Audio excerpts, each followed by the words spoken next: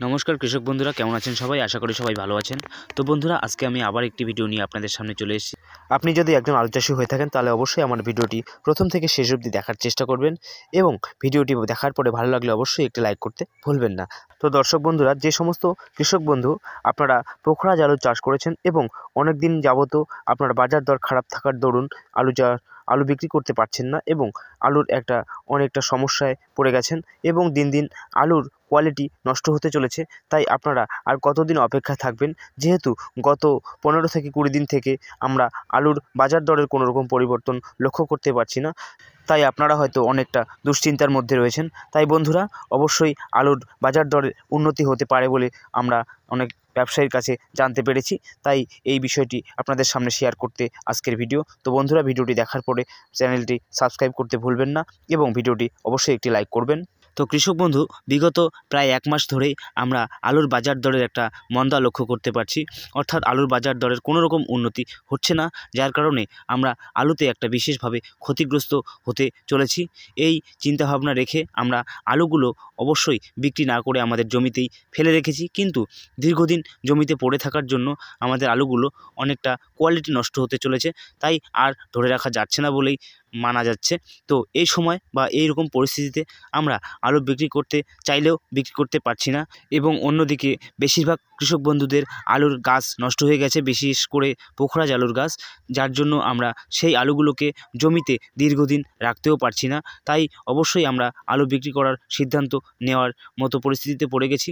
তো বন্ধুরা, আপনাদের জন্য, বিশেষ করে যারা দীর্ঘদিন ধরে আলুর গাছ মরে যাওয়ার পরবর্তী সময়েও আর জমিতে আলু দীর্ঘদিন ফেলে রেখেছেন, তাদের জন্য একটু হলেও খুশির দিন আসতে চলেছে বলে জানা যাচ্ছে বিশেষ ব্যবসায়ী মহলদের কাছ থেকে। তো বন্ধুরা, একদিকে আমরা লক্ষ্য করতে পারছি সরকার আলু কিনবে কৃষকদের কাছ থেকে এবং অন্যদিকে আমরা উত্তরবঙ্গের বিভিন্ন হিমঘর খোলার কাজ শুরু হয়ে গেছে 1 মার্চ থেকে।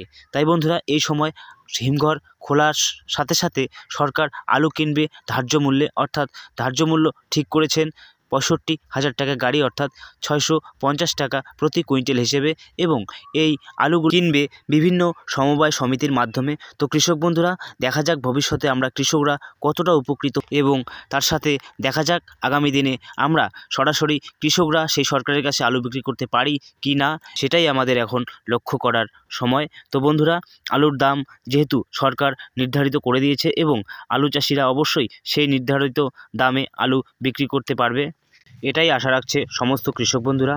তবে কৃষক বন্ধুরা, আলুর দাম বৃদ্ধি হওয়ার জন্য যে লক্ষণগুলো দেখা যাচ্ছে তা অবশ্যই শুভ লক্ষণ, অর্থাৎ আলুর দাম বৃদ্ধি হওয়ার বিশেষ গুরুত্ব বোঝা যাচ্ছে। তো বন্ধুরা, আগামী দিনে যারা আলু বিক্রি করতে চলেছেন অবশ্যই আপনারা ভেবেচিন্তে আলু বিক্রি করবেন, কারণ ঊর্ধ্বমুখী আলুর বাজার দর হতে চলেছে, এটাই ধারণা করছে বিশেষ ব্যবসায়ী মহল। তো বন্ধুরা, তার জন্য আমি কয়েকটি গুরুত্বপূর্ণ তথ্য আপনাদের সঙ্গে শেয়ার করব, যা আলুর দাম বা মূল্য বৃদ্ধির জন্য উপযোগী হবে। তো বন্ধুরা, প্রথমেই জানাবো, সরকার যেহেতু নির্ধারণ করে দিয়েছে আলু কেনার জন্য ন্যায্য মূল্য, তাই অবশ্যই সেই ন্যায্য মূল্যের মধ্যেই আলুর বাজার দর থাকবে, এটাই আশা রাখা যায়। তো দ্বিতীয়ত, হিমঘর আমাদের উত্তরবঙ্গে এবং অর্থাৎ গোটা পশ্চিমবঙ্গের মধ্যে হিমঘর খোলার শুরু হয়ে গেছে, সেহেতু আলু স্টোর করার জন্য বিশেষ ব্যবসায়ী মহল আলু কিনতে উৎসাহিত হবে এবং আগামী দিনে বেশি পরিমাণে আলু কেনার জন্য প্রস্তুত গ্রহণ করবে। এবং দ্বিতীয় তথ্য হিসেবে আমি এটাই বলবো, আমরা ঠিক 1 সপ্তাহ আগে জ্যোতি আলুর বাজার দর যখন শুরু হয়েছিল, তখন আমরা 40,000 টাকা অর্থাৎ 400 টাকা প্রতি কুইন্টাল হিসেবে উত্তরবঙ্গের চাষিরা বিক্রি করতে বাজার দর শুনেছি, বিশেষ করে আমাদের কুচবিহার, জলপাইগুড়ি ও ময়নাগুড়ির দিকে। তো এখন সেই বাজার দর 45,000 টাকা থেকে সরাসরি 50,000 টাকা অর্থাৎ 500 টাকা প্রতি কুইন্টাল হিসেবে আলু কেনার জন্য উপযোগী হয়েছে ব্যবসায়ীরা।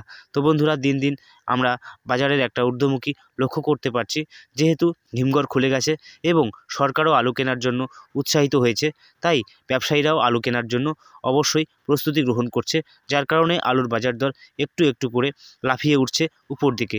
তো বন্ধুরা অবশ্যই এই লক্ষ্য রাখবেন বাজার দরের উপর এবং আলু অবশ্যই ভেবেচিন্তে বিক্রি করবেন। তবে যারা পোখরাজ আলুর চাষ করেছেন এবং দীর্ঘদিন ধরে আপনাদের জমিতে আলু পড়ে আছে এবং গাছ অনেক দিন আগেই মরে গেছে, তারা অবশ্যই সেই আলুগুলো বিক্রি করার জন্য চেষ্টা করুন, কারণ আগামী 2-4 দিনের মধ্যেই আলুর বাজার দর একটু ঊর্ধ্বমুখী হবে বলে জানাচ্ছেন বিশেষ ব্যবসায়ী মহল। তাই আপনারাও প্রস্তুতি গ্রহণ করুন সেই পোখরাজ আলুকে বিক্রি করার জন্য, কারণ অলরেডি অনেক জায়গায় জ্যোতি আলুর ম্যাচুরিটি ডেট ওভার হয়ে গেছে।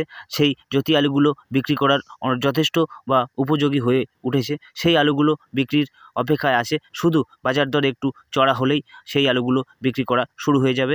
আর জ্যোতি আলুর বিক্রি শুরু হয়ে গেলেই পোখরাজ আলুর একটা অবগতি দেখা যাবে। সেই অবগতির মধ্যে যদি আপনারা পড়তে না চান, তাহলে অবশ্যই ঠিক তার আগেই আলুগুলোকে বিক্রি করে ফেলুন। যেহেতু আমাদের বাজার দর অর্থাৎ আলুর বাজার দর এতটাই মন্দা চলছে, ঠিক সেই সময় আলুর একটা দুর্গতি লক্ষ্য করা যায়, সেটা আপনারা সকলেই জানেন। ঠিক সেই দুর্গতির মধ্যে যেন পড়তে না হয়, সেই ব্যবস্থাই আপনারা অবশ্যই করুন। এবং এরপরে যদি বলি বন্ধুরা, আমরা লক্ষ্য করি জ্যোতি আলুর ফলন।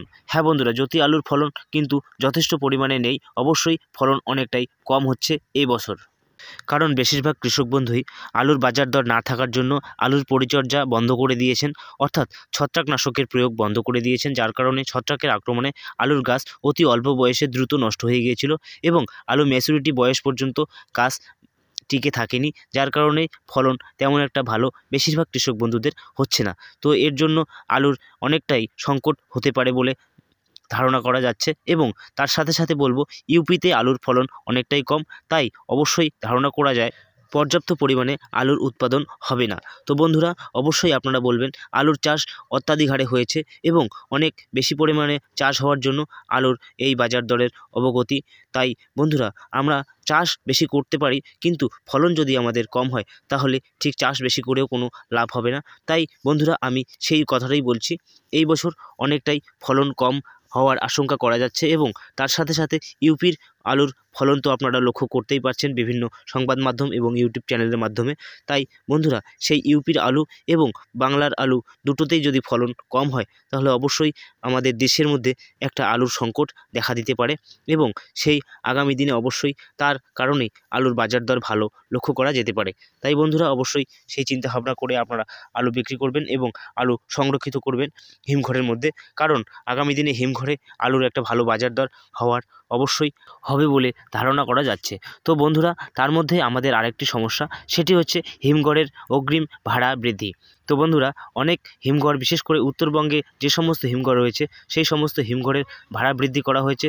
আর যারা ভাড়া বৃদ্ধি করেনি তারা হয়তো অগ্রিম ভাড়া বৃদ্ধি করেছে, অর্থাৎ যেখানে আমরা বিগত দিনে 10 টাকা প্রতি প্যাকেট হিসেবে অগ্রিম ভাড়া দিয়ে আলু রেখেছিলাম, সেখানে হিমঘর কর্তৃপক্ষ আমাদের কৃষকদের কাছ থেকে 30 থেকে 40 টাকা প্রতি প্যাকেট হিসেবে ভাড়া চাইছে।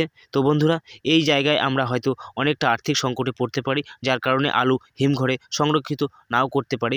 কিন্তু যে সমস্ত কৃষক বন্ধু আর্থিকভাবে স্বাবলম্বী আছেন তারা অবশ্যই আলু হিমঘরে রাখার চেষ্টা করবেন, কারণ এই বছর আলুর একটা ভালো বাজার দর হওয়ার সম্ভাবনা রয়েছে, যাতে করে ব্যবসায়ীরা বিশেষভাবে আর্থিক লাভবান হতে পারেন, এই ধারণাই করা যাচ্ছে। তো বন্ধুরা এতক্ষণ ভিডিওতে থাকার জন্য ধন্যবাদ।